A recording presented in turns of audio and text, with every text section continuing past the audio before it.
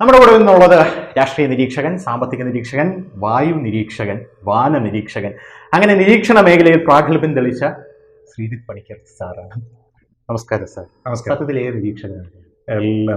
എല്ലാം നിരീക്ഷിക്കും. ഭൂമിയിലുള്ള സകല കാര്യങ്ങളും സൂര്യന് കീഴിലുള്ള സകല കാര്യങ്ങളും നിരീക്ഷിക്കും. സൂര്യൻ മുകളിലേക്ക് വേണമെങ്കിൽ അത് നിരീക്ഷിക്കുക. ഞാൻ കേട്ടിട്ടുണ്ട് സൂര്യന് മുകളിൽ സകലത നിരീക്ഷിക്കും. എന്ത് ചോദ്യത്തിനും ശ്രീജിത്ത് പണിക്കർ മറുപടി പറയുമെന്നാണ് ശ്രീജിത്ത് പണിക്കർ ഫാൻസ് എപ്പോഴും പറഞ്ഞുകൊണ്ടേ. ടപ്പയെന്ന് മറുപടി പറയാം. ടപ്പയെന്ന് സലികുമാർ പറഞ്ഞത്. ഈ കുമുലോ നിംബസ് എന്ന് പറഞ്ഞാൽ എന്താ? ടപ്പൈ. ടപ്പയാണ് കുമുലോ നിംബസ്. അപ്പൊ ആ കാര്യത്തിൽ ശ്രീജിത്ത് പണിക്കർ പരാജയപ്പെട്ടിരിക്കുന്നു സുഹൃത്തുക്കളെ. അപ്പോ പണിക്കരാണ്, എന്താണ് ഈ മെമ്മറിയുടെ ഒരു രഹസ്യം? മെമ്മറിക്ക് അങ്ങനെ രഹസ്യമൊന്നുമില്ല. മെമ്മറിക്ക് ദൈവാധീനം എന്ന് പറയുന്ന ഒരൊറ്റ രഹസ്യം മാത്രമേ ഉള്ളൂ. നമ്മളിപ്പോൾ ചില കാര്യങ്ങളിൽ നമ്മൾ എത്രയൊക്കെ നമ്മൾ വിചാരിച്ചാലും ഒരു ഡിബേറ്റിലൊക്കെ ഇരിക്കുന്ന സമയത്ത് ഒരാളിൻ്റെ ചോദ്യത്തിന് നമ്മൾ റെസ്പോണ്ട് ചെയ്യുകയാണ്. അപ്പോൾ അതിന് റീടേക്ക് ഇല്ല, ലൈവാണ്. ഓൾമോസ്റ്റ് എല്ലാ ഡിബേറ്റുകളും ലൈവാണ്. അപ്പോൾ ലൈവായിട്ട് വരുന്ന ഒരു ഡിബേറ്റിൽ നമ്മൾ ഒരു ചോദ്യത്തിന് ഒരു 3-4 സെക്കൻഡൊക്കെ സ്റ്റാർട്ട് ചെയ്യാനായിട്ട് എടുക്കുക എന്നൊക്കെ പറഞ്ഞു കഴിഞ്ഞാൽ തന്നെ കാണുന്ന ഓഡിയൻസിന് മനസ്സിലാകും എന്തെങ്കിലും ഒന്നുമില്ല എന്ന് മനസ്സിലാവും. അപ്പോൾ ഇൻസ്റ്റൻ്റായിട്ട് നമ്മളതിന് മറുപടി പറയുക എന്നൊരു സംഭവമുണ്ട്. അപ്പോൾ അത് നമ്മളുടെ എവിടെയോ ഇരിക്കുന്ന ഒരു സാധനത്തിൽ നിന്ന് ട്രിഗർ ചെയ്തിട്ട് എവിടെയോ ഇരിക്കുന്ന സാധനത്തിൽ നിന്ന് ട്രിഗർ ചെയ്യണമല്ലോ. അതാണ് ഞാൻ ചോദിച്ചത്. അതാണ് ദൈവാധീനം. അതിനാണ് ദൈവാധീനം എന്ന് പറയുന്നത്. അതിനെന്തെങ്കിലും ഒരു ടെക്നിക്കോ ഒരു മെമ്മറി ടെക്നിക്കോ അങ്ങനെയൊന്നും ഉണ്ടെന്ന് എനിക്ക് തോന്നുന്നില്ല. CPM-കാരും കോൺഗ്രസ്സുകാരും BJP-കാരും എല്ലാം താങ്കളുടെ ഈ മെമ്മറി എവിടെയാണ് ഇരിക്കുന്നതെന്ന് അതിഭീകരമായിട്ട് ആലോചിച്ചുകൊണ്ടിരിക്കുകയാണോ? ഞാനൊരു കാര്യം ചോദിക്കട്ടെ, ഷുഗർ കഴിക്കുമോ? ഷുഗർ അങ്ങനെ അധികം കഴിക്കാറില്ല, വളരെ കുറച്ച്. ഷുഗർ അധികം കഴിക്കാറില്ല. അപ്പോൾ ഞാനും ഇതിനെക്കുറിച്ച് ഒരു റിസർച്ച് നടത്തിയിട്ടുണ്ട്. അതായത് ശ്രീജിത്ത് പണിക്കർ നമ്മൾ എത്രയോ നാൾ സംസാരിച്ചിട്ടുണ്ട്. ഒരുപാട് ദിവസങ്ങളിൽ നമ്മൾ രാത്രി കാലങ്ങളിൽ ഒരുപാട് സമയങ്ങൾ സംസാരിച്ചിട്ടുണ്ട്. അതിൽ നിന്നാണ് എനിക്കിത് കിട്ടിയത്. അതുകൊണ്ട് ഷുഗർ കഴിക്കില്ല. അപ്പം ഞാനിങ്ങനെ ആലോചിച്ചു, ഷുഗർ കഴിക്കില്ല എന്നല്ല, ഷുഗർ കഴിക്കും. പക്ഷേ സാധാരണ ആൾക്കാർക്ക് വളരെ സ്വീറ്റ് ഇഷ്ടമുള്ള എക്സസ് ആയിട്ട് കഴിക്കില്ല. വീട്ടിലിരിക്കുമ്പോൾ തീരെ കഴിക്കാറില്ല. വീട്ടിലിരിക്കുന്ന സമയത്ത് തീരെ ഒഴിവാക്കും. അങ്ങനെ ഞാൻ ഗൂഗിളിൽ സെർച്ച് ചെയ്ത് നോക്കി. ആക്ച്വലി ഈ ഷുഗർ കഴിക്കാത്ത ആൾക്കാർക്ക് ഇംപ്രൂവ്ഡ് മെന്റൽ ക്ലാരിറ്റി എന്ന് പറഞ്ഞൊരു സംഭവം വരും. Improved mental clarity. Excessive sugar consumption has been linked to cognitive problems including brain fog and impaired memory. When you cut out sugar, you may notice improved mental clarity, sharper focus and better overall cognitive function. This can lead to increased productivity and a better quality of life. അപ്പോൾ അതാണ് ശ്രീജിത്ത് പണിക്കരുടെ ഈ ഓർമ്മയുടെ രഹസ്യം എന്നാണ് ഞാൻ മനസ്സിലാക്കി എടുക്കുന്നത്. എന്തായാലും നമുക്ക് ജോക്സ് അപ്പാട്ട് ഇവിടെ നിർത്താം. കാരണം ഇനിയിപ്പോൾ ഷുഗർ കട്ട് നിങ്ങളെ ഓർമ്മ കുറയ്ക്കാൻ വേണ്ടിയിട്ട് നാളെ ഇനിയിപ്പോൾ നിങ്ങളുടെ ശത്രുക്കളെല്ലാം നിങ്ങളുടെ വീട്ടിൽ മുൻപട്ടി സ്വീറ്റ്സുമായിട്ട് വരാതിരിക്കാൻ നിർത്താം. മോനെ നമ്മുടെ സുരാജ് പറയും പോലെ വായിക്കകത്ത് വിരലിട്ടാൽ ഇംഗ്ലീഷ് ഫ്ലുവൻ്റ് ആയിട്ട് സംസാരിക്കാൻ പറ്റില്ല, ഇംഗ്ലീഷും കൂടെ അറിഞ്ഞിരിക്കണം എന്നുള്ളതാണ് പ്രധാനപ്പെട്ട ഒരു കാര്യം എന്ന് പറയുന്നത്. അപ്പോൾ എനിക്ക് ചോദിക്കാനുള്ളത്, ശ്രീജിത്ത് പണിക്കർ നമ്മുടെ ഈ പൊളിറ്റിക്കൽ അനാലിസ്റ്റുകൾക്കിടയിൽ ഉണ്ടാക്കിയിരിക്കുന്ന ഒരു വലിയ ചലനമുണ്ട്. ശ്രീജിത്ത് പണിക്കർക്ക് മുൻപും ശ്രീജിത്ത് പണിക്കർക്ക് ശേഷവും എന്ന് വേണമെങ്കിൽ നമുക്കതിനെ തരം തിരിച്ചറിയാം. കാരണം പണിക്കർ സാർ ഈ രാഷ്ട്രീയ നിരീക്ഷകന്മാരുടെ ഒരു സൂപ്പർ സ്റ്റാർ ആണ്. ആരൊക്കെ എന്തൊക്കെ പറഞ്ഞാലും ഒരു ഡിബേറ്റിലും പണിക്കർ സാർ തോറ്റിട്ടില്ല എന്നുള്ളത് ഒരു വസ്തുതയാണ്. അങ്ങനെ ഇരിക്കുന്ന ഒരു സാഹചര്യത്തിൽ ഒരുപാട് ഹേറ്റേഴ്സും പണിക്കർ സാറിനുണ്ട് എന്നുള്ളത് വേറൊരു കാര്യമാണ്. മാധ്യമപ്രവർത്തനത്തിനകത്തും മാധ്യമപ്രവർത്തകർക്ക് പുറത്തും രാഷ്ട്രീയക്കാർക്കിടയിലും അങ്ങനെ വലിയ വലിയ സോഷ്യൽ മീഡിയ അറ്റാക്കുകൾ, ബഹിഷ്കരണങ്ങളൊക്കെ നേരിടുന്ന ഒരു വ്യക്തിയാണ്. ഈ ഒരു സാധനം ഉണ്ടല്ലോ, ഈ ഒരു സാധനം ഈ വ്യക്തി ജീവിതത്തെ എങ്ങനെ ബാധിക്കുന്നുണ്ട്? വ്യക്തി ജീവിതത്തെ ഒന്നും ബാധിക്കാറേ ഇല്ല. ഇപ്പം നമ്മളൊരു വിഷയത്തിൻ്റെ നിലപാട് പറയുകയാണ്. നമുക്കൊരു വളരെ ക്ലാരിറ്റിയോടുകൂടി ഒരു വിഷയത്തിൽ നമ്മളൊരു നിലപാടുണ്ടാക്കുന്നു. നമ്മൾ നിർഭയം ആ നിലപാട് പറയുന്നു. അതിപ്പോൾ ഏതെങ്കിലും ഒരാളിനെ ഫേവർ ചെയ്യുമോ, ആർക്കെങ്കിലും അത് എതിരായി പോകുമോ, കൺസിസ്റ്റന്റ് ആയിട്ട് ഒരാൾക്ക് എതിരായി പോകുമോ, കൺസിസ്റ്റന്റ് ആയിട്ട് ഒരാൾക്ക് അനുകൂലമായി പോകുമോ? കൺസിസ്റ്റന്റ് ആയിട്ട് ഒരാൾക്ക് എതിരാവുന്നുണ്ടല്ലോ. അല്ല, അത് നല്ല കാര്യങ്ങൾ ചെയ്യുവാണെങ്കിൽ ചെയ്യും. അതുകൊണ്ടാണ് കൺസിസ്റ്റന്റ് ആയിട്ട് നല്ല കാര്യങ്ങൾ ചെയ്യാത്ത ഞാൻ വളരെ പഠിച്ചിട്ടാണോ ഇരിക്കുന്നത്. അല്ല, കൺസിസ്റ്റന്റ് ആയിട്ട് ഒരാൾ നല്ല കാര്യങ്ങളൊന്നും ചെയ്യുന്നില്ലെങ്കിൽ വെറുതെ ഒരു ചേഞ്ചിന് വേണ്ടിയിട്ട് ഇതിൽ അവരെ സപ്പോർട്ട് ചെയ്തേക്കാം. ഇതൊരു അമ്പയറിന്റെ ഒരു ഉദാഹരണത്തിന്റെ ആശാനാണല്ലോ. അമ്പയറിന്റെ ഒരു ഉദാഹരണം വെച്ച് ഞാൻ പറയുന്നത് കേട്ടു. അമ്പയർ എന്ന് പറഞ്ഞാൽ നിഷ്പക്ഷനാണ്. അമ്പയർ എന്താ പറയാ, ഔട്ട് കൊടുത്താൽ അത് ഔട്ടായിരിക്കും എന്ന് പറഞ്ഞ അമ്പയർ ബൗളിംഗ് ടീമിന്റെ കൂടെ അല്ല. പക്ഷെ ബാറ്റിംഗ് ടീമിന്റെ കൂടെ ആണെങ്കിൽ 6 കൊടുത്താൽ അത് 6 എന്ന് അമ്പയർ പറയും. അപ്പോൾ ബാറ്റിംഗ് ടീമിന്റെ കൂടെ അമ്പയർ അല്ല, അമ്പയർ നിഷ്പക്ഷനാണ്. പക്ഷെ ഈ അമ്പയർ കൺസിസ്റ്റന്റ് ആയിട്ട് ബൗളിംഗ് ടീമിന്റെ കൂടെയാണ്. നിങ്ങൾക്ക് DRS എടുക്കാമല്ലോ.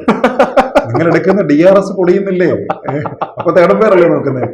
തേടംപേർ എന്ന് പറയുമ്പോൾ ഇപ്പോൾ നമ്മൾ ചർച്ചയിൽ പറയുന്ന പല വിഷയങ്ങളും പിന്നീട് കോടതികളിൽ വരുന്ന സമയത്ത് കോടതികൾ നമ്മളുടെ ആ വ്യൂവിനെ അപ്രൂവ് ചെയ്തിട്ടുണ്ട്. എന്ന് വെച്ചാൽ നമ്മുടെ വ്യൂവിനെ അപ്രൂവ് ചെയ്യല്ല, ആ വിഷയത്തിൽ നമ്മൾ പറഞ്ഞിരിക്കുന്ന ഭാഗം എവിടെയാണോ കൂടുതലും അത്തരം കാര്യങ്ങളിൽ കോടതി അനുകൂലമായിട്ട് പറഞ്ഞിട്ടുണ്ട്. എന്ന് പറഞ്ഞാൽ അതൊരു DRS എടുക്കുന്ന പരിപാടി പോലെയല്ലേ, തേർഡ് എംപയറാണ് തീരുമാനിക്കുന്നത്, നമുക്ക് പിന്നെ റോളില്ല. പക്ഷെ ആ കാര്യങ്ങളിൽ പോലും കൺസിസ്റ്റന്റ് ആയിട്ട് അങ്ങനെ വരാറുണ്ട്. ഞാൻ ചെയ്യുന്ന ഒരു കാര്യം, നമ്മുടെ നാട്ടിൽ ഒരു അഭിപ്രായം പറയുമ്പോൾ അഭിപ്രായത്തിന്റെ പേരിൽ ആളിനെ സ്റ്റാമ്പ് ചെയ്യുന്നൊരു പരിപാടിയുണ്ട്. സംഖി, കൊങ്ങി, സുഡാപ്പി, കമ്മി, ഈ പരിപാടിയെല്ലാം ഉണ്ട്. അപ്പോൾ ആൾക്കാർക്ക് ഉണ്ടാകാവുന്ന ഒരു പ്രശ്നം, കേരളത്തിൽ അറ്റ്ലീസ്റ്റ് പിന്നെ ഈ സംഖി, സുഡാപ്പി പേരുകളൊക്കെ തന്നെ കുറച്ചൊരു ടാബു പോലത്തെയുള്ള പേരുകളാണ്. അപ്പോൾ എന്താ സംഭവിക്കുക, ഒരാള് ഒരു വിഷയത്തിൽ ഇപ്പോൾ ഒരു സംഖ്യ നിലപാടാണ് പറയുന്നത് എങ്കിൽ രണ്ടാമതും മൂന്നാമതും വരുന്ന വിഷയങ്ങളിലും അതേ നിലപാട് വരികയാണെങ്കിൽ ആൾക്കാർക്കുള്ളിൽ ഒരു ഭയമുണ്ട്. എടാ ഞാൻ സ്റ്റാമ്പ് ചെയ്യപ്പെടുമോ എന്ന രീതിയിലുള്ള ഒരു ഭയമുണ്ട്. പക്ഷെ ആ ഭയം വന്നിട്ട് ആ ഭയത്തിന് നമ്മൾ കീഴടങ്ങിയിട്ട് ഇനി ഈ ഒരു വിഷയത്തിൽ വെറുതെ ഒരു വെറൈറ്റിക്ക് വേണ്ടിയിട്ട് എൻ്റെ മനസാക്ഷിക്ക് ഇതാണ് ശരിയെന്ന് തോന്നുന്നെങ്കിലും അതല്ലാത്തൊരു നിലപാടെടുക്കാമെന്ന് പറഞ്ഞാൽ ആ നിമിഷം നമ്മൾ പൊളിഞ്ഞു. അപ്പം നമ്മൾ അഭിപ്രായം പറയുന്നതിന് ആരെയും ഭയപ്പെടേണ്ടുന്ന കാര്യമില്ല എന്ന രീതിയിലുള്ള ഒരു അല്ല. വേറൊരു കാര്യം, അങ്ങനെ അഭിപ്രായം പറയുമ്പോൾ അഭിപ്രായത്തിനെ ഖണ്ഡിച്ചാൽ മതിയല്ലോ. തീർച്ചയായിട്ടും ആ ഖണ്ഡിക്കാൻ പറ്റുന്നില്ലെങ്കിൽ പിന്നെ നമുക്ക് എന്ത് ചെയ്യാൻ പറ്റും? ഇപ്പൊ ഞാൻ ഒരിടത്തും അതാണ് എന്റെ ചോദ്യം. എന്തുകൊണ്ട് ശ്രീജിത്ത് പണിക്കരുടെ നിലപാടുകളെ ഖണ്ഡിക്കാൻ ഇവിടെയുള്ള മാധ്യമ പ്രവർത്തകർക്കോ മറ്റ് രാഷ്ട്രീയ നേതാക്കൾക്കോ സാധിക്കുന്നില്ല? അല്ല, ചെയ്യട്ടെ. ഞാൻ പലപ്പോഴും ആൾക്കാരോട് അങ്ങോട്ട് എന്നെ ചർച്ചയ്ക്ക് വിളിക്കൂ എന്ന് പറഞ്ഞ് ചില വിഷയങ്ങളിൽ, അതായത് ഞാനിപ്പോൾ ദിവസവും വിളിച്ചിട്ട് ചേട്ടാ എന്നെ വിളിക്കുന്നില്ല അങ്ങനെ ചോദിക്കുന്ന ആളല്ല. പക്ഷേ ചില വിഷയങ്ങൾ വരുന്ന സമയത്ത് ഒരു ചാലഞ്ച് എന്ന രീതിയിൽ ഞാൻ പലരോടും പറഞ്ഞിട്ടുണ്ട്, നിങ്ങൾ ആ വിഷയത്തിൽ ഒരു ചർച്ച നടത്തിയിട്ട് എന്നെ വിളിക്കും, ഞാൻ അവിടെ വന്നിട്ട് അഭിപ്രായം പറയാം എന്ന് പറഞ്ഞിട്ട് നമ്മുടെ നാട്ടിലെ പല പല മാധ്യമ പ്രവർത്തകന്മാരും ഉണ്ട് എന്ന് എനിക്കറിയാം. ആ മാധ്യമ പ്രവർത്തകന്മാർ ഇന്നും ഏറിൽ നിന്നും താഴെ ഇറങ്ങിയിട്ടില്ല എന്ന് നമുക്കറിയാം. ജോക്സ് അപ്പാർട്ട്, ഏറ്റവും ഇഷ്ടപ്പെട്ട മാധ്യമ പ്രവർത്തകനാണ്? ദൃശ്യമാധ്യമം, ഏത് മാധ്യമം ആയിക്കോട്ടെ. ഏറ്റവും ഇഷ്ടപ്പെട്ട മാധ്യമ പ്രവർത്തകൻ എന്ന് പറഞ്ഞാൽ അതൊരു ടഫ് ചോദ്യമാണ്. എന്ത് ചോദ്യത്തിനും ഉത്തരം പറയും എന്നാണ് പറയുന്നത്. ഒഴിഞ്ഞു മാറാൻ പറ്റില്ല, ഡിപ്ലോമാറ്റിക് ആയിട്ട് ഉത്തരം പറയാനും പറ്റില്ല, കൃത്യമായിട്ട് പറഞ്ഞിരിക്കണം. അല്ല, എനിക്ക് ഒരു പെട്ടി സ്വീറ്റ്സ് ഞാൻ ഇവിടെ വച്ചു. എനിക്ക് മാധ്യമ പ്രവർത്തകരെ ഇഷ്ടമുള്ളത് പല രീതിയിലാണ്, പല പല ക്വാളിറ്റീസിന്റെ പേരിൽ, ഓവറോൾ പാക്കേജ് എന്ന രീതിയിലല്ല. ഒരു ഉദാഹരണം ഞാൻ പറഞ്ഞാൽ, മാധ്യമ പ്രവർത്തകരെ സംസാരിക്കാനുള്ള ആർട്ടിക്കുലേഷൻ സ്കിൽ എന്ന് പറയുന്നത് അതിഗംഭീരമായിട്ടുണ്ടാവേണ്ട ഒരു കാര്യമാണ്. ഞാൻ കണ്ടിട്ടുള്ള മാധ്യമ പ്രവർത്തകരിൽ അതിഗംഭീരമായിട്ടുള്ള ആർട്ടിക്കുലേഷൻ സ്കില്ലുള്ള, അതായത് നിങ്ങളിപ്പോൾ ക്യാമറ മുന്നിൽ കൊണ്ടുവച്ചതിന് ശേഷം ചേട്ടാ ഇന്ന വിഷയത്തിനെ പറ്റി പറഞ്ഞു തുടങ്ങിക്കോ എന്ന് പറഞ്ഞാൽ അന്നേരം സ്റ്റാർട്ട് ചെയ്തിട്ട് ഭംഗിയായി നല്ല പദാവലി ഉപയോഗിച്ച് പറയാൻ കഴിയുന്ന ഒരു മാധ്യമ പ്രവർത്തകനായിട്ട് ഞാൻ കണ്ടിട്ടുള്ള ഒരാളാണ് ഏഷ്യാനെറ്റിലെ PG സുരേഷ് കുമാർ. ആ കാര്യത്തിൽ പുള്ളി ഒരു കിടുവാണ്. നിർഭയം നിലപാടുകൾ പറയുന്നതിനും അത് ആൾക്കാരിലേക്ക്, കോമൺ മാനിലേക്ക് സ്ട്രൈക്ക് ചെയ്യുന്നതിനും പറ്റുന്നത് മാധ്യമപ്രവർത്തകരുടെ ഒരു ക്വാളിറ്റിയാണ്. അത് നമ്മുടെ നാട്ടിൽ പല മാധ്യമപ്രവർത്തകരുണ്ടെങ്കിലും ചിലരുടെ ചർച്ചകൾ മാത്രം കാണാൻ വേണ്ടിയിട്ട് ആൾക്കാർ താല്പര്യപ്പെടുന്നതുകൊണ്ട് അതിലിടയ്ക്ക് ഒരു തള്ളങ്ങോട്ട് അടിക്കും. ആ സാധനം എന്ന് പറഞ്ഞാൽ നമുക്ക് ഭയങ്കരമായിട്ട് അങ്ങ് സുഖിക്കും. കാരണം ഇത് നമ്മൾ പറയാൻ ഉദ്ദേശിക്കുന്ന സാധനമാണ്. അങ്ങനെ പലപ്പോഴും പറയുന്ന കാര്യത്തിൽ അഗ്രഗണ്യനായിട്ടുള്ള ഒരാളാണ് വിനു വി ജോൺ. കാരണം വിനുവിൻ്റെ ചർച്ച കാണുന്ന ആൾക്കാർക്ക് റിലേറ്റ് ചെയ്യാൻ പറ്റുന്നത് വിനു അടിക്കുന്ന തഗ്ഗുകളെല്ലാം തന്നെ നമുക്ക് തോന്നുന്നതോ നമ്മൾ വേറൊരാളിനോട് പറയുന്നതോ ആയിട്ടുള്ള ലൈനുകളാണ്. അത് പറയുന്ന സമയത്ത് പുള്ളിക്ക് ഇൻഹിബിഷൻസ് ഒന്നുമില്ല, ഇത് പറഞ്ഞു കഴിഞ്ഞാൽ അങ്ങനെയാവും, അങ്ങനെയൊന്നുമില്ല. വായന എന്ന് പറയുന്നത് മാധ്യമ പ്രവർത്തകർക്ക് നന്നായിട്ട് ഉണ്ടാവേണ്ടതാണ്. അപ്പോൾ ആ വായന നമ്മൾ റിഫ്ലക്ട് ചെയ്ത് കാണുന്നത് ഇവിടുന്ന ഇവരൊരു വിഷയത്തിനെ പറ്റി സംസാരിക്കുന്ന സമയത്ത് ശരിയാവാൻ തെറ്റാവാം. വായന കൊണ്ട് എല്ലാവരും പ്രബുദ്ധരാവുക എന്ന അർത്ഥമൊന്നുമില്ല. നല്ലതാണ് നിങ്ങൾ വായിക്കുന്നതെങ്കിൽ, നിങ്ങൾ നല്ലതാണ് മനസ്സിലാക്കുന്നതെങ്കിൽ ആ രീതിയിലും, അല്ലെങ്കിൽ വേറെ രീതിയിലുള്ള നിലപാടുണ്ടാകും. പക്ഷെ നിങ്ങളൊരു കാര്യത്തിനെ പറ്റി വായിച്ചിട്ടുണ്ടോ ഇല്ലയോ എന്നുള്ളത് നിങ്ങളുടെ നിലപാട് കൊണ്ടറിയാം. അങ്ങനെ നന്നായി വായിക്കുന്ന ഒരാളാണെന്ന് എനിക്ക് തോന്നിയിട്ടുള്ള ആളാണ് വേണു ബാലകൃഷ്ണൻ. അത്യാവശ്യം നല്ല വായനയുള്ള ആളാണ് എന്നെനിക്ക് തോന്നിയിട്ടുണ്ട്. അപ്പൊ അങ്ങനെ നോക്കിക്കഴിഞ്ഞാൽ അല്ല, അത് ഓരോരുത്തരുടെ സ്റ്റൈലാണ്. അപ്പൊ നമ്മളിപ്പോ ഇന്നയാൾക്ക് ധാർഷ്ട്യമുണ്ടോ എന്ന് ചോദിച്ചു കഴിഞ്ഞാൽ മാധ്യമ പ്രവർത്തകന് ധാർഷ്ട്യം ഉണ്ടാവണം. ധാർഷ്ട്യമല്ല, തന്റെ ഇടം ഉണ്ടാവണം. അപ്പൊ ആ തന്റെ ഇടം കാണിക്കുന്നതിനകത്ത് തെറ്റൊന്നും ഉണ്ടെന്ന് തോന്നുന്നില്ല. അപ്പൊ അങ്ങനെ പിടുത്തങ്ങളൊക്കെ പുള്ളിക്കുള്ളതായിട്ട് തോന്നി. അല്ല, അത് പലർക്കും ഉണ്ട്, അപ്പൊ എനിക്കില്ലേ. അപ്പൊ അങ്ങനെ ഓരോരുത്തർക്കും അതുണ്ട്. അപ്പൊ ഞാൻ പറയുന്നത് ഒരു ഓവറോൾ പാക്കേജ് എന്ന രീതിയിലത്തേക്ക് ഒരാളിനെ പറയാൻ കഴിയുമോ എന്ന് ചോദിച്ചു കഴിഞ്ഞാൽ അത് ആലോചിക്കേണ്ടി വരും. പക്ഷെ അതല്ലാതെ ഇൻഡിവിജ്വൽ ക്വാളിറ്റീസ് വെച്ച് നോക്കിക്കഴിഞ്ഞാൽ ഈ പറയുന്നത് പോലെ ചില ആൾക്കാരെ നമുക്ക് സിംഗിൾ ഔട്ട് ചെയ്തിട്ട് പറയാം. എന്നാലും ഇല്ല, അങ്ങനെ ഒരാളെന്ന രീതിയിലത്തേക്ക് പറയാൻ ഇത് കുറച്ച് പ്രയാസം. അതല്ലെങ്കിൽ ഈ പറഞ്ഞതുപോലെ നമ്മൾ ഒരു 10 പോയിന്റിന് അഗെയിൻസ്റ്റ് ഇവാലുവേറ്റ് ചെയ്തിട്ട് നമ്മൾ മാർക്ക് ഇടണം. ഇന്ന കാര്യത്തിൽ ഓക്കെ, നമ്മൾ നേരത്തെ പറഞ്ഞ പോലെ എല്ലാ ഒരു മാധ്യമ പ്രവർത്തകൻ ശ്രീജിത്ത് പണിക്കരുടെ കണ്ണിലില്ല. പല ആൾക്കാർക്കും ഡിഫറെന്റ് ക്വാളിറ്റീസ് ആണ്, സത്യം തന്നെയാണ്. ആ കാര്യത്തിൽ ഞാൻ പറഞ്ഞ വെച്ചാല് നമ്മൾ അങ്ങനെ ഒരാളുണ്ട് എങ്കിൽ എല്ലാവരും അയാളെ പോലെ ആവാൻ വേണ്ടിട്ട് നോക്കും. അങ്ങനെ ഒരാളിനെ അനുകരിക്കുന്നില്ലല്ലോ. ഇപ്പൊ എനിക്ക് വിനു ആകണം, എനിക്ക് ഹാഷ്മി ആകണം എന്ന രീതിയിലത്തേക്ക് വരുന്ന ഒരാളില്ല. ഓരോരുത്തർക്കും അവരവരുടേതായിട്ടുള്ള ഒരു സ്റ്റൈലുണ്ട്. അപ്പൊ എനിക്ക് തോന്നുന്നു അതിനുള്ള എക്സിസ്റ്റൻസിനുള്ള സാധ്യതകൾ എല്ലായിടത്തും ഉണ്ട്. ഈ വളരെ ഈസി ആയിട്ട് മറുപടി പറയാൻ പറ്റുന്ന ഒരു ചോദ്യം ചോദിക്കട്ടെ, ഇഷ്ടമല്ലാത്ത മാധ്യമപ്രവർത്തകരുണ്ട്? അങ്ങനെയുമില്ല, അങ്ങനെ ഇഷ്ടമല്ലാത്ത മാധ്യമപ്രവർത്തകരുമില്ല. നമുക്ക് നമ്മൾ യോജിക്കുന്നവരും എതിർക്കുന്നവരുമായിട്ടുള്ള മാധ്യമ പ്രവർത്തകരുണ്ടാവും എന്ന് കരുതി ഒരാളിനെ നമുക്ക് ഇഷ്ടമല്ലാതൊന്നുമില്ല. ഇപ്പൊ നമ്മൾ യോജിക്കുന്ന അല്ലാത്ത ആൾക്കാർ, യോജിക്കുന്നിടത്ത് ചർച്ചയ്ക്ക് പോകുന്നതിനേക്കാളിൽ രസം എനിക്ക് വിയോജിപ്പുള്ളിടത്ത് ചർച്ചയ്ക്ക് പോകുന്നതാണ്. അപ്പൊ അങ്ങനെയുള്ള ഒരു സ്ഥലത്ത് വരുന്ന സമയത്താണ് ഞാൻ പലപ്പോഴും ചാലഞ്ച് ചെയ്തിട്ടുള്ളത്. നന്മ മരമൊന്നുമല്ല, അത് നമ്മൾ ബേസിക്കലി, കാരണം ശ്രീജിത്ത് പണിക്കർ എന്ന് പറയുന്ന വ്യക്തിയെ മാധ്യമ പ്രവർത്തകർ പല ആൾക്കാർക്കും ഇഷ്ടമല്ല.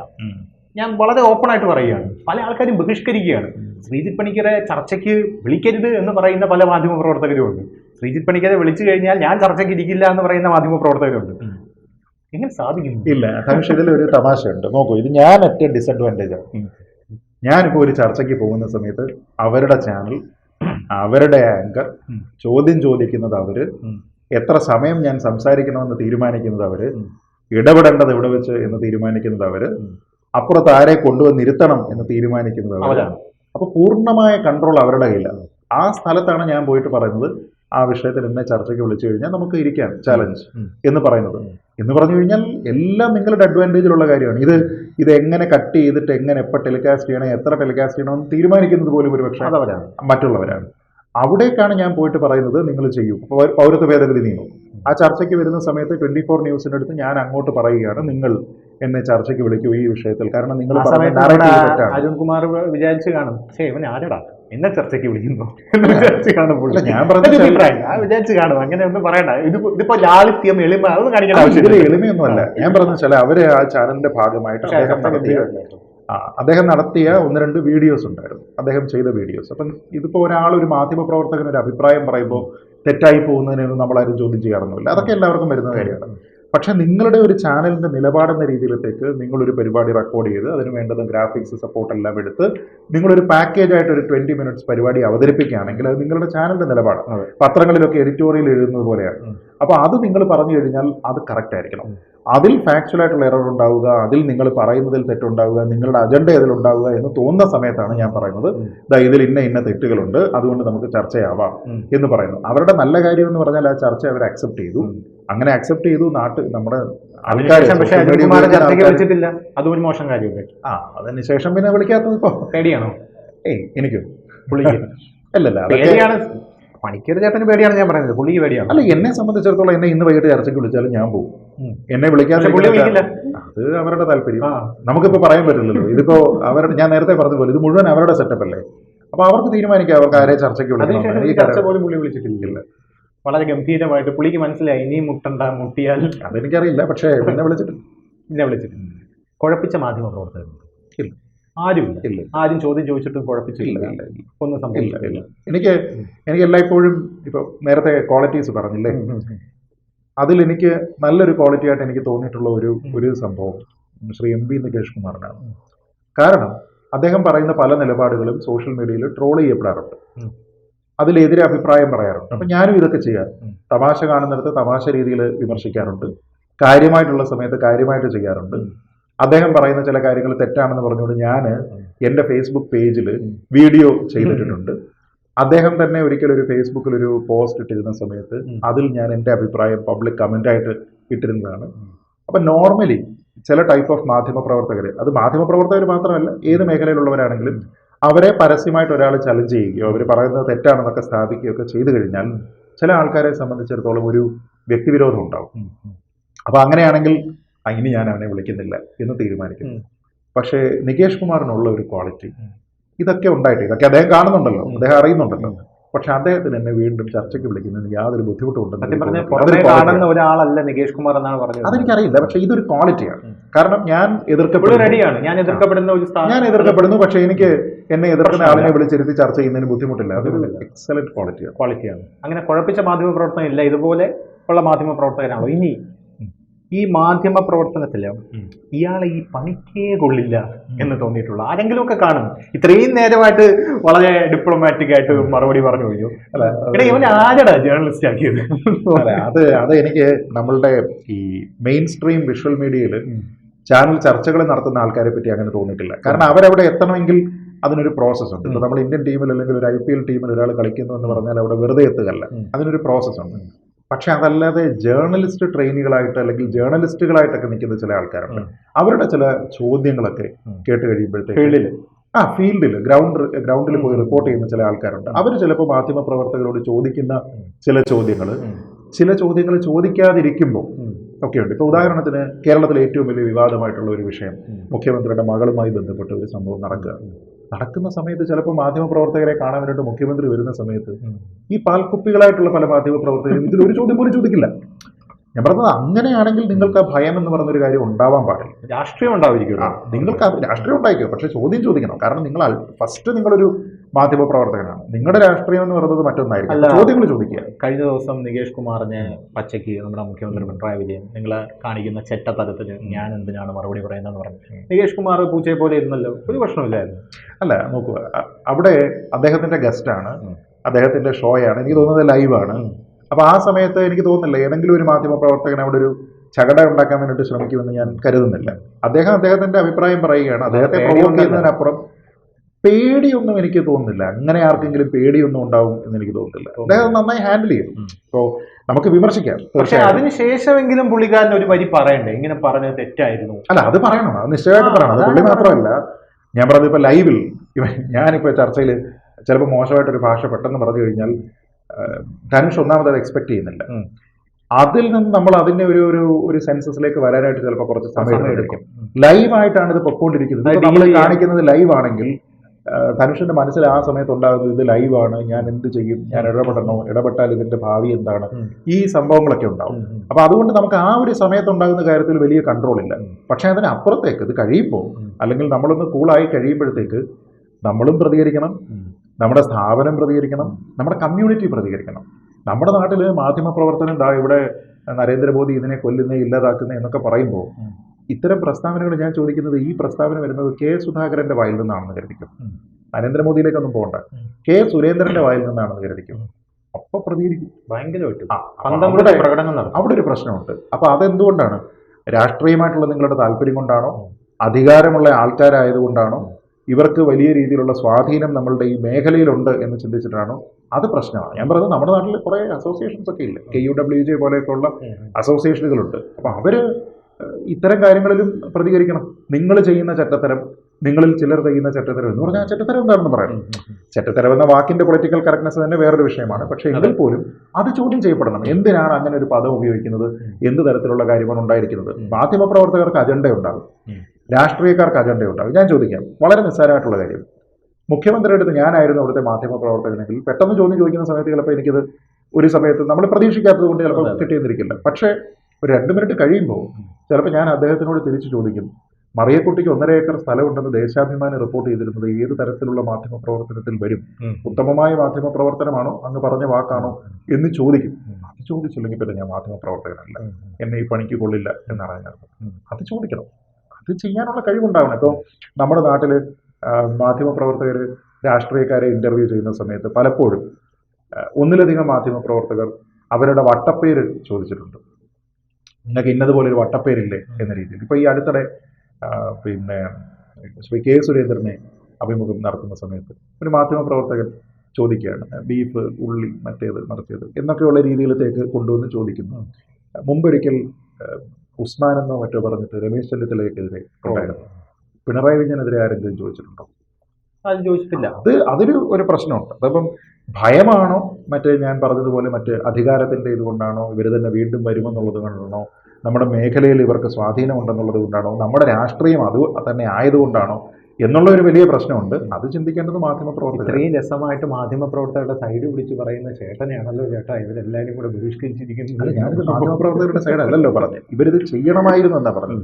അപ്പോൾ ഒരു ഇൻസ്റ്റന്റിൽ വരുന്ന സമയത്ത് ചിലപ്പോൾ ഞാൻ നേരത്തെ പറഞ്ഞതുപോലെ ചിലപ്പോൾ നമുക്ക് അതിൽ നിന്ന് റിക്കവർ ചെയ്യാനായിട്ട് ചിലപ്പോൾ ഒരു 2 മിനിറ്റ് എടുക്കുമായിരിക്കും. പക്ഷേ ഈ പരിപാടി തീരാൻ ഇനി സമയമുണ്ട്. ആ സമയത്തിനൊക്കെ ഈ ഒരു ചോദ്യം നിശ്ചയമായും ചോദിച്ചിരിക്കേണ്ടതാണ്. 24 ആ ഒരു ചർച്ച ഭയങ്കര ബ്രേക്കായിരുന്നു ചേട്ടൻ്റെ. നമ്മുടെ ജനകീയ കോടതി അത് അതിഭീകരമായിട്ടുള്ള ബ്രേക്കായിരുന്നു. എനിക്ക് തോന്നുന്നു ശ്രീചേട്ടൻ ഭയങ്കരമായിട്ട് പോപ്പുലർ ആയത് ആ ജനകീയ കോടതി എന്നുള്ള ഒരൊറ്റ പരിപാടിയിൽ അതുവരെ ഉണ്ടായിരുന്ന പോപ്പുലാരിറ്റിയുടെ ഒരു 10 ഇരട്ടി ആ പോപ്പുലാരിറ്റി വന്നിട്ടുണ്ടായിരുന്നു. അതിനുശേഷം പുള്ളി ചേട്ടനെ വിളിച്ചിട്ടില്ല. ആ പരിപാടിയുടെ ഒരു എക്സ്പീരിയൻസ് എങ്ങനെയായിരുന്നു? അത് വളരെ അതിഗംഭീരമായിട്ടുള്ള ചോദ്യങ്ങളൊക്കെ ആയിരുന്നു. നമ്മുടെ ഹരീഷിന്റെ മടിയിൽ കയറിയിരുന്ന് നമ്മുടെ അരുൺകുമാർ വാദിച്ചിട്ട് പോലും പുള്ളിക്ക് ജയിക്കാൻ പറ്റിയില്ല എന്നുള്ളതാണ് ഒരു വസ്തുത എന്ന് പറയുന്നത്. അല്ല നോക്കൂ, ഇതില് ഒരു കൺവിക്ഷന്റെ വിഷയമാണ്. നമ്മൾ ഒരു ചാനലുണ്ട്, നമുക്ക് പറയാനുള്ള സ്പേസ് ഉണ്ട്, അപ്പുറത്ത് നിന്ന് ആരും ചോദ്യം ചോദിക്കാനില്ല എങ്കിൽ നമുക്ക് തോന്നുന്നത് എന്തും നമ്മുടെ അഭിപ്രായം അവിടെ പറയാം. അപ്പോൾ ഇത് കേൾക്കുന്ന വലിയൊരു വിഭാഗം ആൾക്കാരുണ്ട്. നമ്മുടെ നാട്ടിൽ 99.9% ആൾക്കാരും ഒന്നും വെരിഫൈ ചെയ്യാത്ത ആൾക്കാരാണ്. അതുകൊണ്ടാണ് നമുക്ക് ഇപ്പോഴും കുർക്കുറയിൽ പ്ലാസ്റ്റിക് ഉണ്ടെന്നും പറഞ്ഞിട്ട് ഫോർവേഡ്സ് ഇപ്പോഴും ആൾക്കാർ അയച്ചുകൊണ്ടിരിക്കുന്നത്. ഫ്രൂട്ടിയിൽ മറ്റേ ആളിന്റെ രക്തങ്ങൾ ജനഗണമന യൂണിസെഫിന്റെ അപ്പൊ ഈ സാധനം എല്ലാം ഇങ്ങനെ വന്നുകൊണ്ടിരിക്കുന്നതും നല്ല എഡ്യൂക്കേറ്റഡ് ആയിട്ടുള്ള നല്ല ജോലികൾ ചെയ്യുന്ന ആൾക്കാർ വരെ ഇതൊക്കെ ഫോർവേഡ് ചെയ്യുകയും ഒക്കെ ചെയ്യുന്നത് നമ്മൾ കാണുന്നത് കൊണ്ടാണ്. പക്ഷെ അതിനപ്പുറത്തേക്ക് ഒരു ഡിബേറ്റ് ഉണ്ടാവുക എന്ന് പറഞ്ഞു കഴിഞ്ഞാൽ എതിരഭിപ്രായം ഉണ്ടാകുന്നു, നമ്മുടെ പോയിന്റിനെ ചാലഞ്ച് ചെയ്യുന്നു, നമുക്കറിയാത്ത, നമ്മൾ പ്രിപ്പയർ ചെയ്യാത്ത ഒരു ചോദ്യം ചിലപ്പോൾ നമ്മുടെ അടുത്ത് ചോദിക്കുന്നു, നമ്മൾ അതിനായി ആ സമയത്ത് തന്നെ മറുപടി പറയുക എന്ന് പറയുന്നത് വേറൊരു സ്കില്ലാണ്. അപ്പം നമ്മളൊരു ചാനൽ സംവിധാനത്തിൽ ഇരുന്നിട്ട് നമ്മുടെ അഭിപ്രായം പറയുന്നതും മറ്റൊരാളുമായിട്ടൊരു പബ്ലിക് ഒരു എൻഗേജ്മെന്റ് ഏർപ്പെടുക എന്ന് പറയുന്നതും രണ്ടാണ്. ഈ രണ്ടാമത്തെ കാര്യം എന്ന് പറയുന്നത് അത്ര എളുപ്പമല്ല. അപ്പം നമ്മുടെ നാട്ടിൽ അതുകൊണ്ട് തന്നെയാണ് നല്ല രീതിയിൽ സംസാരിക്കുന്ന ആൾക്കാരെ, നല്ല രീതിയിൽ എതിർത്ത് പറയുന്ന ആൾക്കാരെ പൊതുവെ ആൾക്കാർക്ക് ഇഷ്ടമുള്ളത്. അതുകൊണ്ടാണ്, ഒരുപക്ഷെ അതുകൊണ്ടായിരിക്കും ഈ പറഞ്ഞ പോപ്പുലാരിറ്റിയുടെ ഒരു സംഭവം ഉണ്ടായത്. പക്ഷെ അത് കഴിഞ്ഞ ഒരു ഫേസ്ബുക്ക് പോസ്റ്റ് കണ്ടിട്ടുണ്ടായിരുന്നു ശ്രീധേട്ടൻ തന്നെ. അതില് പല പല സീനുകളും കട്ട് ചെയ്യപ്പെട്ടു. തീർച്ചയായിട്ടും അത് കൈയടികളുടെ ശബ്ദം കേൾക്കാനില്ല. അതെന്താന്ന് വെച്ചാൽ അതൊരു, എനിക്ക് തോന്നുന്നത് എന്റെ ഓർമ്മ, അതൊക്കെ ഒരു മാധ്യമ പ്രവർത്തനത്തിലെ ഒരു മോശം കാര്യമല്ലേ ഇതെങ്കിലും? അല്ല, തീർച്ചയായിട്ടും. കാരണം അത് 2 മണിക്കൂർ മറ്റോ കണ്ടിന്യൂസ് ഷൂട്ടായിരുന്നു, ബ്രേക്ക് ഒന്നും ഉണ്ടായിരുന്നില്ല. എന്നിട്ട് അത് 1 മണിക്കൂറായിട്ട് ടെലികാസ്റ്റ് ചെയ്യാനായിരുന്നു ആദ്യം അവരുടെ തീരുമാനമെന്ന് അവർ എന്നോട് പറഞ്ഞിരുന്നു. അപ്പം ഞാനത് ചലഞ്ച് ചെയ്തു, അങ്ങനെ പാടില്ല എന്ന് പറഞ്ഞു. പിന്നെ കുറേ എക്സ്ചേഞ്ചസ് ഉണ്ടായി. അപ്പോൾ അവസാനം അവർ 2 എപ്പിസോഡായിട്ട് ഇടാൻ തീരുമാനിച്ചു. അപ്പോൾ തന്നെ എനിക്ക് തോന്നിയത് 20 മിനിറ്റ് കട്ട് ചെയ്യേണ്ടി വന്നിട്ടുണ്ട്. ആ കട്ട് ചെയ്തിരിക്കുന്നതൊക്കെ അവർക്ക് കട്ട് ചെയ്യാമായിരുന്ന കുറച്ച് ഭാഗങ്ങളല്ല, നേരെ മറിച്ച് കുറേ സാധനങ്ങൾ ഉണ്ടായിരുന്നു. ഓഡിയൻസ് എന്ന് പറയുന്നത് ഇത്തരം പരിപാടിക്ക് നമ്മൾ കൊണ്ടുപോകുന്ന ഓഡിയൻസ് അല്ല, അവർ അറേഞ്ച് ചെയ്തിരിക്കുന്ന ഓഡിയൻസ് ആണ്. അപ്പോൾ ആ ഓഡിയൻസ് കൺവേർട്ടായിട്ട് ഒരു സമയം മുതൽ അവർ ഞാൻ പറയുന്നതിനെ ക്ലാപ്പ് ചെയ്യാനായിട്ട് വന്നു. അപ്പോൾ ഞാൻ പല സമയങ്ങളിലും ആങ്കർ എൻ്റെ അടുത്ത് ചോദ്യം ചോദിക്കുന്നു, ഞാൻ മറുപടി പറയുമ്പോൾ ഓഡിയൻസ് ക്ലാപ്പ് ചെയ്യുമ്പോൾ ഇതാ നോക്കൂ എന്ന് പറഞ്ഞ് ഞാൻ കാണിക്കുന്നുണ്ട്. ഈ വിഷ്വൽസ് ഒന്നും വന്നിട്ടില്ല. അതൊക്കെ വന്നു കഴിഞ്ഞാൽ അത് കമ്മീഷണർ സിനിമ പോലെ ആയി പോകുമെന്ന് എനിക്ക് തന്നെ ഒരു തോന്നലുണ്ട്. കാരണം എന്താണെന്ന് വെച്ചാൽ ആ മൂഡ് അതായിരുന്നു. ഇപ്പം നമ്മൾ സ്വയം പൊക്കി പറയുന്നതല്ല. പക്ഷെ ഞാൻ പറയുന്നത് വെച്ചാൽ പുള്ളിക്കാരിൽ ഭയങ്കര ഒരു ഇതുണ്ടായിരുന്നു. അത് കാണാമല്ലോ, അതിപ്പോ ടെലികാസ്റ്റ് ചെയ്തിരിക്കുന്നിടത്ത് കാണാം. പക്ഷെ എങ്കിലും ഇതുകൂടെ ഉള്ളൊരു നമ്മൾ കാണാത്ത സംഭവമാണ് ഇങ്ങനെയൊക്കെ ക്ലാപ്പൊക്കെ അടിക്കും. അതിൽ ഞാനൊരു ഉദാഹരണം പറയാം. അതായത് ഈ മാധ്യമ പ്രവർത്തകർക്ക് ഒരു പൊതുവെ ഒരു വലിയൊരു ഈഗോ എന്ന് പറഞ്ഞൊരു സാധനം എല്ലാ സ്ഥലത്തും ഉള്ളതുപോലെ മാധ്യമ പ്രവർത്തകർക്കും ഉണ്ട്. പ്രത്യേകിച്ച് ഈ ചർച്ചയ്ക്കിരിക്കുന്ന ആൾക്കാർക്ക് എന്റെ നിലപാടുകളെ ഖണ്ഡിക്കുന്നു എന്ന് വരുമ്പോൾ ബ്രേക്ക് പറഞ്ഞു പോവുകയോ അല്ലെങ്കിൽ ബഹളം വയ്ക്കുകയോ അല്ലെങ്കിൽ അത് തീരെ സമ്മതിച്ചു തരാത്ത മാധ്യമ പ്രവർത്തകരുണ്ട്. അതിലൊരാളാണ് ഈ പ്രമോദ് രാമൻ എന്നൊക്കെ പറയുന്നത്, മീഡിയ വണ്ണിൽ ഇപ്പം നിലവിലുള്ള. ബാക്കിയുള്ള മാധ്യമ പ്രവർത്തകർക്കൊക്കെ തങ്ങളുടെ നിലപാട് തീരെ നിവൃത്തിയില്ലെങ്കിൽ മാത്രം അത് ശരിയാണ്, ഇത് നിങ്ങൾ പറഞ്ഞാണ് ശരി എന്ന് പറഞ്ഞ് വളരെ ജാള്യതയോടുകൂടെ അതിനെ അഡ്രസ് ചെയ്യുന്ന ആളുകൾ. എന്താണെന്നറിയോ, ഒരു മാധ്യമ പ്രവർത്തകൻ സത്യത്തിൽ ആ ചർച്ചയിൽ കൂടി എൻഗേജ്ഡ് ആവണം. ചോദ്യങ്ങൾ ചോദിക്കുക മാത്രമാണ് എങ്കിൽ ഒരുപക്ഷെ അവരുടെ നോളജ് അത്ര ഡീപ്പ് ആവണമെന്നില്ല. അവരോടും ചോദ്യങ്ങൾ ചോദിക്കണം, അവരും മറുപടി പറയണം. അല്ലാതെ ഇവർ ചോദ്യം ചോദിക്കാൻ മാത്രമായിരിക്കുന്ന മാഷന്മാരല്ലല്ലോ. അപ്പൊ അതൊരു വശമാണ്. ഇപ്പോൾ ഈ പൗരത്വ ഭേദഗതി ചർച്ച തന്നെ ജനകീയ കോടതിയിലുള്ളതിൽ തന്നെ എൻ്റെ അടുത്ത് അരുൺ ചോദിച്ച ഒരു ചോദ്യം ഉണ്ടായിരുന്നു. ഒരു കമ്മ്യൂണിറ്റിയുടെ കാര്യവുമായി ബന്ധപ്പെട്ട് ഏതെങ്കിലും അന്താരാഷ്ട്ര റിപ്പോർട്ടുകൾ ഉണ്ടോ എന്നൊക്കെ ചോദിക്കുന്ന സമയത്ത് ഞാൻ റിപ്പോർട്ട് എടുത്ത് വായിച്ചു. UN റിപ്പോർട്ടല്ലേ? അപ്പോൾ അതേ സമയത്ത് തന്നെ അദ്ദേഹം പറഞ്ഞു ബഹായി കമ്മ്യൂണിറ്റി ഉണ്ട്, ബഹായി കമ്മ്യൂണിറ്റിയുമായി ബന്ധപ്പെട്ട ഇതേപോലെ റിപ്പോർട്ടുകളുണ്ട്. അപ്പൊ ഞാൻ പറഞ്ഞു അതൊന്ന് വായിക്കുമെന്ന്. വായിച്ചില്ല. ഞാൻ ആ ചർച്ചയിൽ പലതവണ അരുൺ മറ്റേ ആ ബഹായിയുടെ വായിച്ചിട്ടില്ല കേട്ടോ എന്ന് പറയുന്നുണ്ട്. അപ്പൊ ഈ ഓഡിയൻസ് ചിരിക്കുന്നുണ്ട്. ഇതൊന്നും ടെലികാസ്റ്റിൽ വന്നിട്ടില്ല. അതാ ഞാൻ പറഞ്ഞത്, അത് വന്നിരുന്നുവെങ്കിൽ ഒരുപക്ഷെ ആൾക്കാർക്ക് അതിലെ ഉണ്ടാകുമായിരുന്ന ഒരു ലെവൽ തന്നെ മാറാം. കാരണം അവരുടെ ഒരു ഓഡിയൻസ്, അവർ കൊണ്ടുവരുന്ന ഒരു ഓഡിയൻസിനെ കൺവേർട്ട് ചെയ്യിപ്പിക്കുക എന്ന് പറയുന്നത് എളുപ്പമുള്ള കാര്യമല്ല. 2, നമ്മൾ വെറുതെ തള്ളാൻ പാടില്ല. ഇപ്പൊ ഞാനിപ്പോൾ പറയണം അവിടെ റിപ്പോർട്ടുണ്ട്, ബംഗ്ലാദേശിലെ മൈനോറിറ്റീസിനെ പറ്റി റിപ്പോർട്ടുണ്ട് എന്ന് ഞാൻ പറയുമ്പോൾ എന്നാൽ അതൊന്ന് വായിച്ചേ എന്നൊരാൾ പറയണം എന്നുള്ള അസംഷനിലാണ് ഞാനത് പറയുന്നത്. കാരണം ഉണ്ടെന്ന് എനിക്കറിയാം. നേരെ മറിച്ചിട്ട് നമ്മൾ മറ്റേ ബഹായിയുടെ ഉണ്ട് എന്ന് പറയുമ്പോൾ എൻ്റെ കയ്യിലതില്ല. അതില്ലാതിരിക്കുന്ന സമയത്ത് നമ്മളൊക്കെ പറയുന്നിടത്തുള്ള കോൺഫിഡൻസിൽ നമുക്ക് മനസ്സിലാവും അതുണ്ടോ ഇല്ലയോ എന്നുള്ളത്. അതുകൊണ്ടാണ് നമ്മൾ പിന്നെയും ചോദിക്കുന്നത്, മുഖ്യമന്ത്രിയുടെ മകൾ കൊടുത്ത സർവീസ് ഏതൊക്കെയാണ്, അത് കുറെ സർവീസ് ഏതൊക്കെയാ എന്ന് നമ്മൾ ചോദിക്കുന്നില്ല, അറിയില്ല എന്ന് ഉറപ്പുള്ളതുകൊണ്ടാണ്. ഈ തീരെ ഉത്തരം കിട്ടിയില്ലെങ്കിൽ നന്മമരമാവാൻ ശ്രമിക്കുന്ന മാധ്യമ പ്രവർത്തകന്മാരുണ്ടല്ലോ. അതുപോലൊരു ഇൻസിഡന്റ് ആയിരുന്നു ഈ ശ്രീജിത്ത് എന്തിനാണ് ശ്രീജിത്ത് ഈ പൗരത്വ ഭേദഗതി ഈ നിയമ ഭേദഗതിയിൽ ശ്രീജിത്ത് 24 മണിക്കൂർ മതം മതം മതം എന്ന് പറയുന്നത്? പുള്ളിയുടെ സ്റ്റൈലുണ്ടല്ലോ മതം. അതിൽ ചേട്ടൻ കൊടുത്തൊരു മറുപടി ഉണ്ടല്ലോ, അത് പിന്നെ മതപീഡനം നേരിടുന്ന ആൾക്കാരോട് പിന്നെ ജാതി കളിക്കാനുള്ള സർട്ടിഫിക്കറ്റ് കൊണ്ടുവരാൻ പറ്റും. അതൊക്കെ നല്ല നല്ല ആ ഒരു സ്കില്ലുണ്ടല്ലോ, അത് ഗംഭീരമാണ്. അത് പറയാതിരിക്കാൻ വയ്യ. ഇപ്പോഴും ഇങ്ങനെ കാണിക്കും ഊപ്പർ. അതാണ് ഈ ചർച്ചയ്ക്ക് ശേഷം മാധ്യമപ്രവർത്തകരെ ആരെങ്കിലും വിളിച്ചിട്ട് നിങ്ങൾ പുലിയാണ് കേട്ടോ എന്ന് പറഞ്ഞിട്ടുണ്ട്? പുലിയാണെന്നൊന്നും അങ്ങനല്ലേ പറയുന്നത്, പക്ഷേ അഭിപ്രായങ്ങൾ നല്ലതാണ് എന്ന് പറഞ്ഞിരിക്കുന്നത് പറയാം. അല്ല, ചേട്ടന്റെ അഭിപ്രായത്തോട് വിയോജിക്കുകയും ചർച്ചയ്ക്ക് ശേഷം വിളിച്ചിട്ട് ആ ശ്രീജിത്ത് പറഞ്ഞതാണ് ശരി എന്ന് പറയുന്ന ആൾക്കാർ ഒരുപാട് തവണ ഉണ്ടായിരുന്നു. അത് കൂടാതെ മറ്റു ചില ആൾക്കാർ, ഇപ്പൊ സമൂഹത്തിൽ ഏതെങ്കിലും രീതിയിൽ അറിയപ്പെടുന്ന ചില ആൾക്കാരൊക്കെ, അവർക്ക് ഈ മാധ്യമ പ്രവർത്തകരുമായിട്ടൊക്കെ ബന്ധമുള്ള ആൾക്കാരുണ്ടാവുമല്ലോ, അവരിങ്ങനെ ഒരു അഭിപ്രായം നിങ്ങളെ പറ്റി പറഞ്ഞു എന്നൊക്കെ പറഞ്ഞിട്ട് ആൾക്കാർ വിളിച്ചു ഒരുപാട് ഇന്നയാള് പറഞ്ഞു എന്നൊക്കെ പറഞ്ഞു പറയാറുണ്ട്. അപ്പൊ അതൊക്കെ കേൾക്കുന്ന സമയത്ത് ഒരു സുഖമാണ്. ഈ മാധ്യമ പ്രവർത്തകരെ ബഹിഷ്കരിക്കുമ്പോൾ എന്താ തോന്നുന്നു? ഒന്നും തോന്നാറുണ്ട്. അവർക്ക് അതിനുള്ള, ഞാൻ നേരത്തെ പറഞ്ഞില്ലേ, ഫുള്ളി 100% അവരുടെ സെറ്റപ്പിൽ നമ്മൾ അവിടെ ഇരിക്കുന്നു, ഒരു കസേരയിലേക്ക് കുറച്ചു നേരം ഇരിക്കുന്നു, അവരുടെ മൈക്ക് കണക്ട് ചെയ്ത് വെച്ച് നമ്മൾ സംസാരിക്കുന്നു എന്നുള്ളത് മാത്രമേ നമ്മുടെ റോളുള്ളൂ. ബാക്കി ഫുൾ അവരുടെ കൺട്രോൾഡ് എൻവയൺമെന്റ്. എന്തിനാണ് ഈ ബഹിഷ്കരണം? അതാണ് എന്റെ ഡൗട്ട്. ഞാൻ പറയുന്നത്, ഇത്രയും നല്ലപോലെ സംസാരിക്കുന്ന ഒരാൾ, പല പല കാര്യങ്ങൾ, പല ആൾക്കാരെയും മുൾമുലയിൽ നിർത്തുന്ന ഒരാള് ഒരു മാധ്യമപ്രവർത്തകർ പോലെ അസറ്റ് അല്ലേ? ഇവൻ എന്തിനാണ് ബഹിഷ്കരിക്കുന്നത്? അല്ല, ഞാൻ നോക്കും, ഇപ്പൊ ശ്രീജിത്ത് പണിക്കരുമായിട്ട് ചർച്ചയ്ക്ക് ഇരിക്കാത്ത മാധ്യമപ്രവർത്തകർ പോലും ബഹിഷ്കരിക്കുകയാണ്. എന്താണ് ഈ ഒരു CPM ഫോക്കസിന്റെ ഒരു സംഭവമാണ്? അല്ല, അങ്ങനെ നമുക്ക് അതിനെ എല്ലാത്തിനും നമുക്ക് CPM-നെ കുറ്റം പറയാൻ പറ്റുമെന്ന് എനിക്ക് തോന്നുന്നില്ല. അപ്പൊ നമ്മൾ എവിടെ കുറ്റം പറയുന്നു അവിടെ പറയുക, അല്ലാതെ വെറുതെ ഒരു CPM വിദ്വേഷമൊന്നും വെക്കേണ്ട കാര്യമില്ല. ഇപ്പൊ ഞാൻ പറയുന്നത്, മലയാളത്തിലെ തന്നെ പ്രമുഖ ചില മാധ്യമ സ്ഥാപനങ്ങൾ എന്നെ ചർച്ചയ്ക്ക് വിളിക്കാറില്ല. 3 വർഷത്തോളമായിട്ടുണ്ടെന്നാണ് എൻ്റെ ഓർമ്മ. മേ ബി 3 വർഷം കഴിഞ്ഞിട്ടുണ്ട്. അപ്പോൾ 3 വർഷമായിട്ട് അവർ വിളിക്കുന്നില്ല എങ്കിൽ മറ്റുള്ള ആൾക്കാർ വിളിക്കുന്നുണ്ട്. മലയാളത്തിലെ നമ്പർ 1 ചാനൽ ഉൾപ്പെടെ എന്നെ വിളിച്ചുകൊണ്ടിരിക്കുന്നു. പക്ഷെ ചില ആൾക്കാർ വിളിക്കുന്നില്ല. ഈ സ്ഥാപനങ്ങളൊന്നും തന്നെ CPM നിയന്ത്രണത്തിലുള്ള സ്ഥാപനങ്ങളല്ല. ഇപ്പൊ കൈരളി എന്നെ വിളിക്കുന്നില്ല എന്നുണ്ടെങ്കിൽ നമുക്ക് പറയാം, ഓക്കെ, കൈരളി ഇവരുടെ ചാനലാണ്, വിളിക്കുന്നില്ല. നിയന്ത്രണത്തിലുള്ളതല്ലെങ്കിലും അവിടെ ഇരിക്കുന്ന ആൾക്കാരുടെ രാഷ്ട്രീയം അല്ല, ഞാൻ പറയുന്നത് ഇവർക്കൊക്കെ ഇതൊരു സ്ഥാപനമല്ലേ, ഇരിക്കുന്ന ആളിന്റെ രാഷ്ട്രീയമല്ല. നിങ്ങൾക്കൊരു എഡിറ്റർ ഉണ്ട്, നിങ്ങൾക്കൊരു എഡിറ്റോറിയൽ ടീമുണ്ട്, നിങ്ങൾക്കൊരു എഡിറ്റോറിയൽ പോളിസി ഉണ്ട്, നിങ്ങൾ ഇതിനെപ്പറ്റിയൊക്കെ റിവ്യൂ ചെയ്യുന്നുണ്ട്. നിങ്ങൾ എല്ലാ ചാനലുകളിലും മറ്റെല്ലാ ചാനലുകളുടെയും ലൈവ് വിഷ്വൽസ് അവർ കാണുന്നുണ്ട്, അവർ ഒബ്സർവ് ചെയ്യുന്നുണ്ട്. അതുകൊണ്ടാണ് നമ്മൾ ഒരു ചാനലിൽ വന്ന ഒരാൾ നല്ല അഭിപ്രായം പറയുമ്പോൾ പെട്ടെന്ന് അടുത്ത ദിവസം വേറൊരു ചാനലിൽ അയാൾ ഇരിക്കുന്നത് കാണുന്നത്. ഇവരെ ഇന്നടത്ത് പോയി അഭിപ്രായം പറഞ്ഞത് കൊള്ളാമായിരുന്നു എന്ന് കരുതി അവരെ വീണ്ടും വിളിക്കുന്നതുകൊണ്ടാണ്, അവിടെ നിന്ന് കോണ്ടാക്ട് ഒക്കെ തപ്പിയെടുത്ത് വിളിക്കുന്നതുകൊണ്ടാണ്. എന്ന് വെച്ചാൽ ഇവർക്കെല്ലാം അറിയാം. അപ്പം പ്രധാനപ്പെട്ട ചാനലുകളിൽ വിളിക്കുന്ന ഒരാളിനെ നമുക്ക് വേണ്ട എന്ന് വിചാരിച്ചാൽ അത് CPM-ന്റെ ഇൻവോൾവ്മെന്റ് അല്ല. അങ്ങനെയാണ് CPM-ന് ഇവിടെ എല്ലാം